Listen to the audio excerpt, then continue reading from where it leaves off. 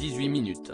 Pour ses premiers vœux aux Français depuis sa réélection en juin 2022, ce samedi 31 décembre, Emmanuel Macron a battu son record de longévité pour cette traditionnelle prise de parole. Si certains internautes ont aussitôt déploré des longueurs dans son discours, un autre détail ne leur a pas échappé, le décor choisi par le chef de l'État pour sa dernière prise de parole de l'année.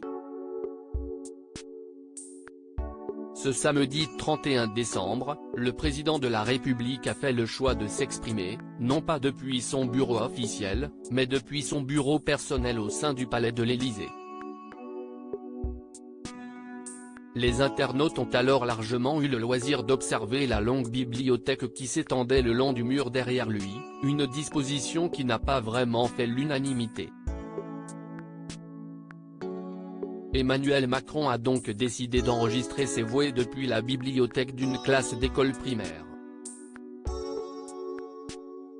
Pourquoi pas, s'est ainsi étonné un internaute quand d'autres y ont plutôt retrouvé un air du Centre d'information et de documentation, CDI, de leur collège ou lycée.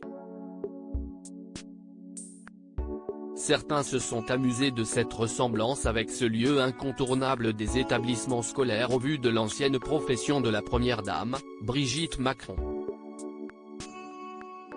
Enfin, quelques plaisantins ont tenté de déchiffrer certains titres figurant sur la tranche des nombreux livres entreposés derrière le président de la République ou ont émis des hypothèses concernant ceux-ci.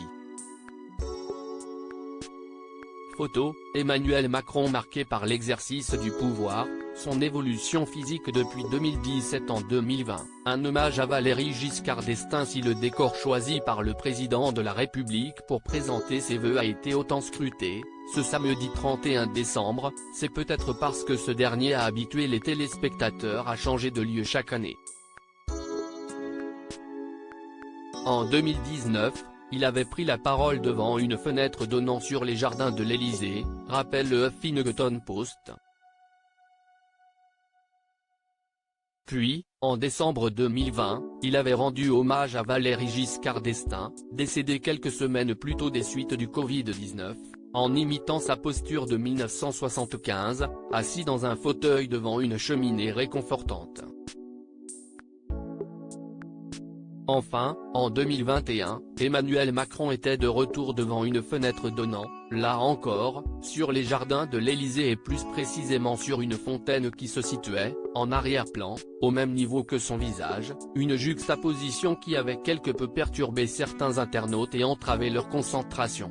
Article écrit en collaboration avec 6 médias. Crédit photo, capture d'écran Twitter.